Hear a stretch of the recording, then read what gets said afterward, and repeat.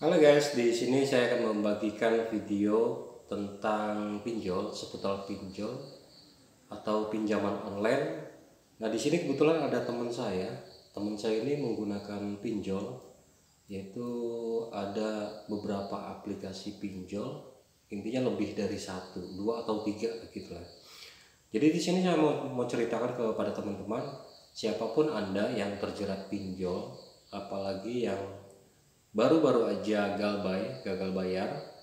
Jadi saya mau menceritakan di sini tentang pinjaman online. Nah, di sini sebetulnya kalau masalah pinjol itu masalah apa ya? Masalah perkaranya cuman awal-awalnya cuman malu sebetulnya. Kalau takut itu takut karena faktor di teror seperti itu, karena pinjaman online sendiri itu dia kan namanya juga pinjaman online. Pinjaman online pasti ditagih atau diteror itu melalui via telepon atau WA, intinya seperti itu. Nah, nanti kalau misalkan kita mendapatkan chat atau via telepon atau apapun itu, intinya seperti itu. Memang itu tugasnya deskol. Deskol itu jadi dia di kantor. Dia itu cuma di kantor via telepon terus menerus sehari sampai bisa 20 kali, 10 kali minimal 10. Tergantung dari aplikasi yang kita gunakan di pinjol tersebut. Semakin banyak pinjol, berarti semakin banyak deskolnya. Gitu. Nah, di tugasnya deskol yang menagih secara online. Kita kan pinjamannya pinjaman online. Dan kebetulan di sini tetangga saya ada yang menggunakan pinjol. Dia sangat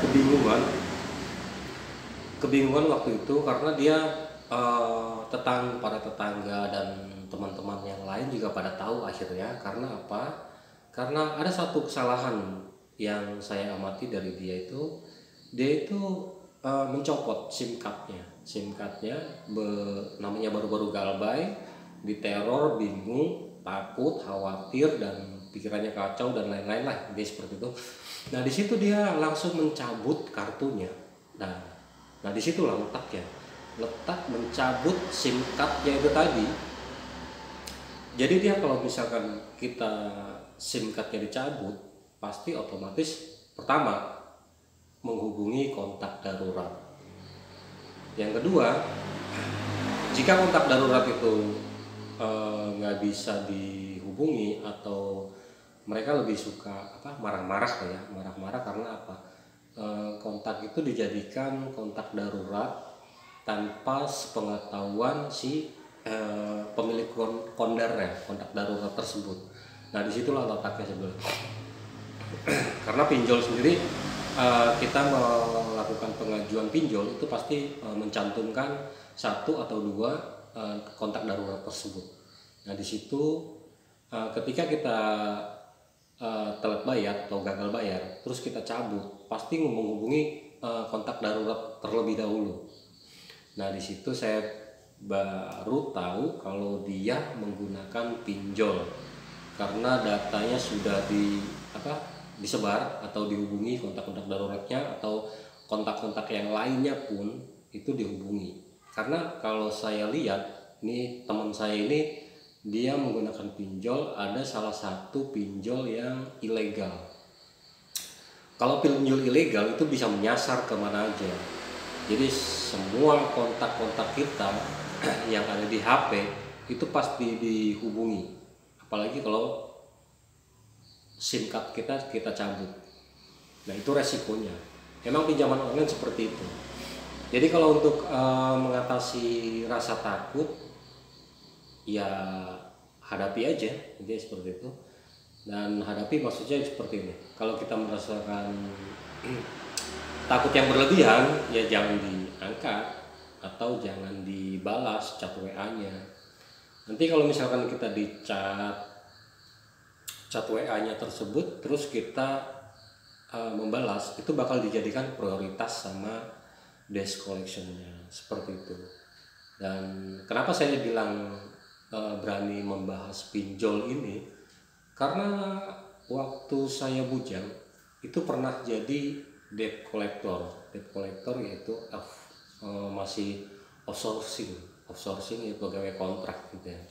Cuman waktu itu nggak sampai 6 bulan lah, nggak sampai 6 bulan pernah itu waktu di Jakarta seperti itu, di kantornya di BSD. Dia BSD itu pun ngontrak sebulan, kantornya ngontrak itu, kebanyakan ngontrak.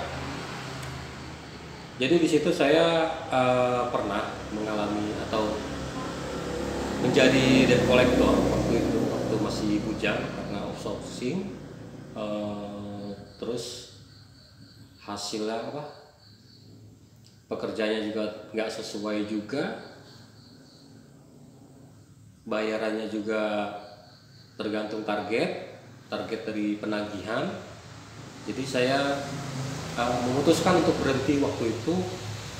Ini kalau untuk kerja untuk kedepannya ini nggak bagus gitu. Jadi saya akhirnya berhenti karena di lapangan pasti capek lah ya, kadang kita kesana, kadang belum tentu juga orang itu bayar kan gitu.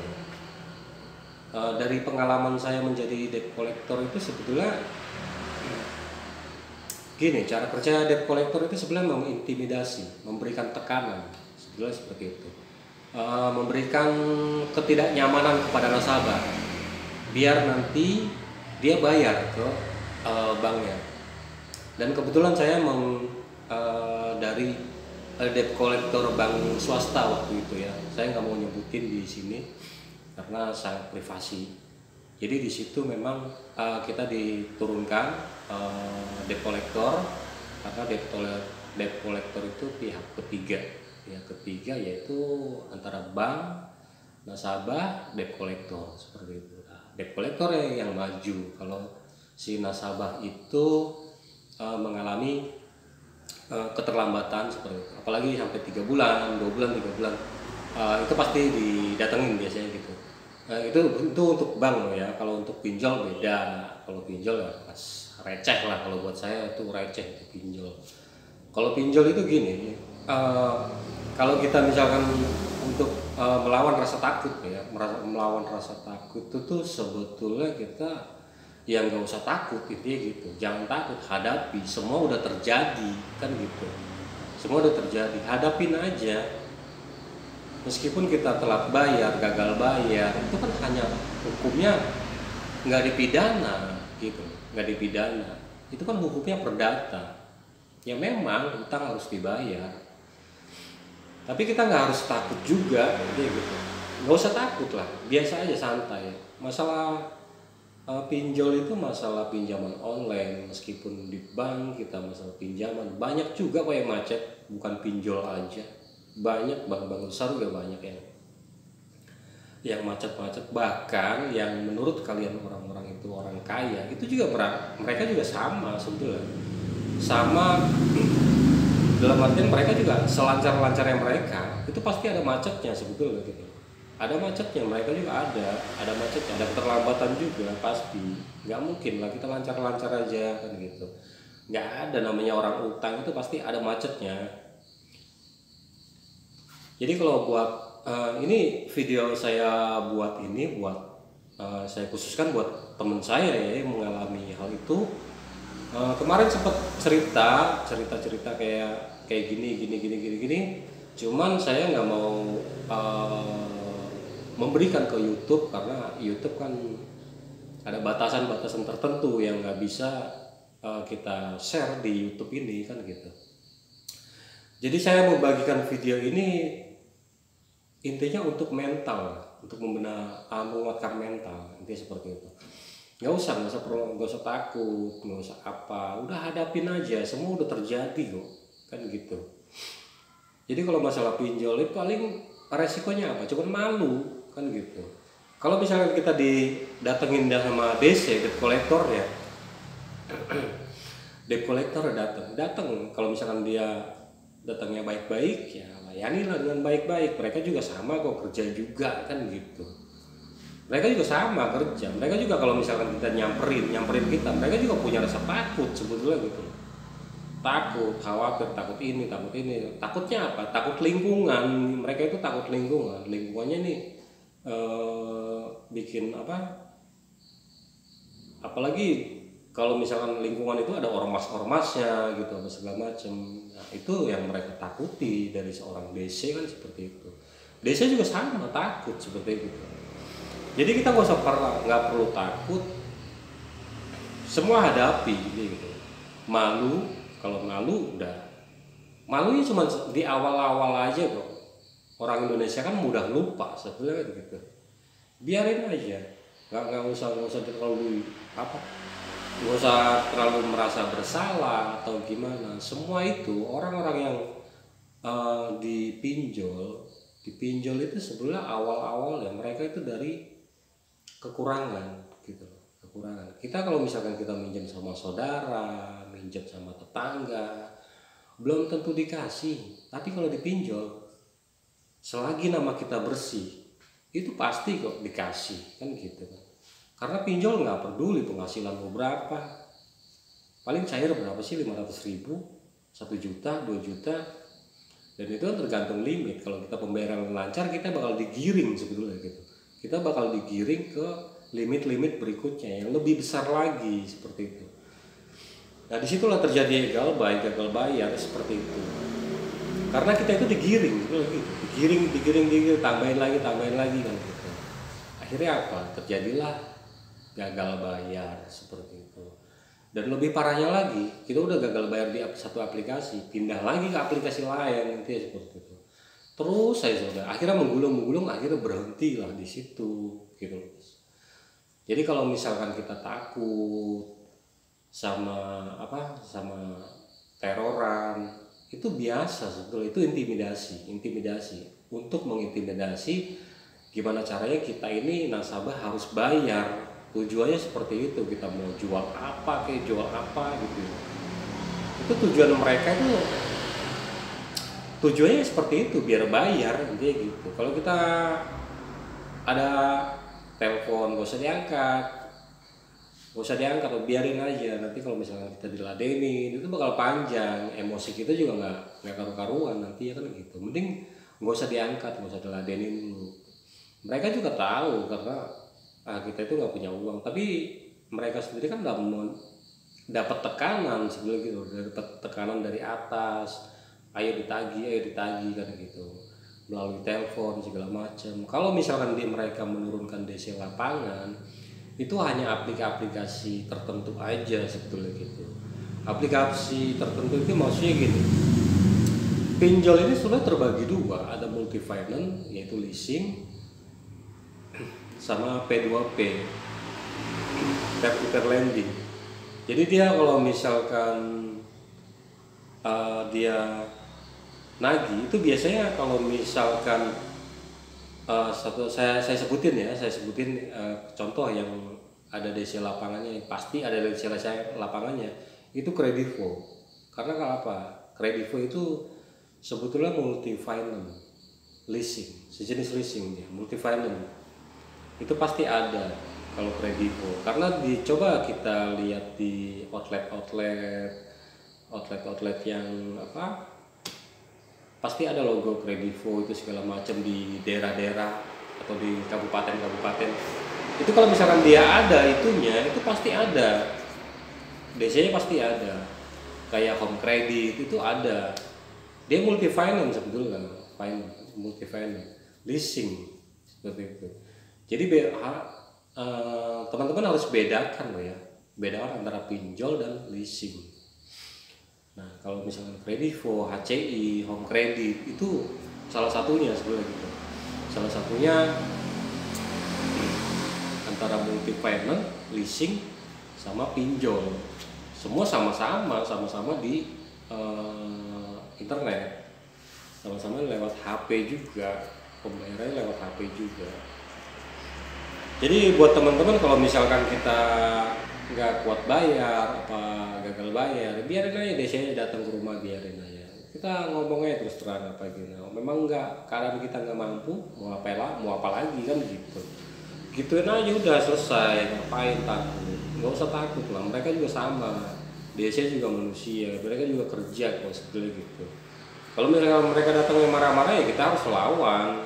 Yang penting satu, jangan main tangan. Kalau udah main tangan itu hukumnya pidana bukan perdata lagi. Nanti kena kasus penganiayaan seperti itu. Kalau mereka biasanya malah mereka suka marah-marah atau itu memancing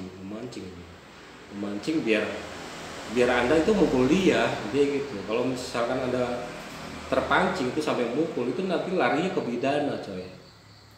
Biarin aja dia mau marah-marah apa gimana, biarin aja. Kalau memang dia suka marah-marah atau gimana, sedangkan sendiri OJK sendiri sudah melarang sebelumnya, melarang untuk melakukan penagihan secara kasar kan kayak gitu.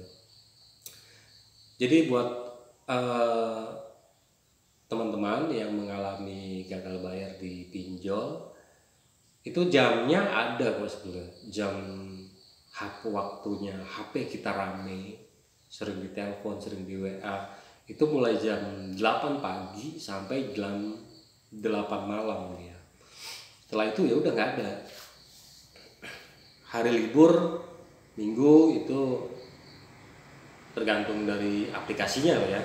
Kalau multi-finance memang kadang ada multi-finance, tapi kalau misalkan hari Minggu untuk pinjol nggak ada, dia tutup lah, nggak ada, stop penagihan melalui deskol itu tadi. Jadi dia nggak ada. Jadi buat teman-teman yang mengalami gagal bayar di pinjol, tenang aja. Karena apa? Yang gagal bayar itu jutaan orang ya coy. Nggak usah takut. Ngapain? Temen lu banyak yang gagal bayar itu banyak, bukan 1-2, banyak orangnya. Nggak usah takut. Kalau malu itu cuma di awal-awal, seminggu lagi udah hilang malu. Ngapain malu-malu? Jadi gitu. Kita kekurangan minjem di pinjol kan berarti perusahaan. Kalau kita minjem sama tetangga, janji seminggu, sebulan nggak dibayar, udah beda lagi. Setiap hari ketemu, nggak enak kan? Nggak masalah kita gagal bayar, kita nggak sendiri kok gagal bayar. Bukan berarti kita nggak mau bayar, memang posisi kita nggak ada uangnya, kayak gitu loh. Jadi santai aja. Jadi buat teman-teman yang mengalami gagal bayar ataupun telat bayar, gak usah bingung, gak usah ragu. Jadi stay bayar aja. Jadi kalau misalnya kumpulin uangnya dulu aja, nanti kalau misalnya kita mau bayar kok gimana bang bunganya, gimana dendanya, itu semua bisa dinego bisa sebelum.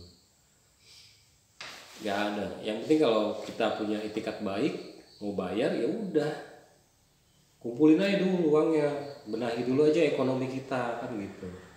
Gak usah dipikirin, udah gagal bayar ya gagal aja udah. Ngapain kita harus jual aset atau segala macam. Udah, kita fokus sama diri kita, benahi ekonomi kita. Jadi seperti itu. Oke, mungkin ini aja. Saya nggak bisa panjang-panjang. Nanti kita akan bahas konten-konten berikutnya, dan semoga video ini bisa membantu yang bagi gagal bayar di pinjol-pinjol atau multi finance atau pay later seperti itu. Udah, kita stay galbay aja, gak usah takut. Dan sekian saja videonya, semoga bermanfaat dan terima kasih.